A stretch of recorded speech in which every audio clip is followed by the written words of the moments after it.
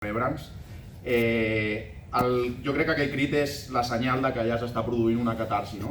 Catarsi entesa com aquell moment en el qual, a través d'una representació que té la capacitat de subjugar la voluntat del públic i anul·lar la seva individualitat,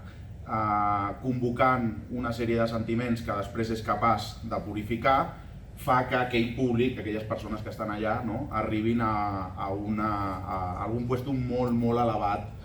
i molt alt. I crec que sí, crec que aquell crit que jo vaig escoltar va ser el públic, els castellers, les castelleres, tothom, va ser la catarsis de tota la plaça. I jo després, quan em vaig posar a estudiar filosofia, perquè a la vegada que entro a la Colla Castells, mesos després de la mort de mon pare, també començo a fer filosofia, doncs jo em vaig passar molt de temps llegint textos i en les classes intentant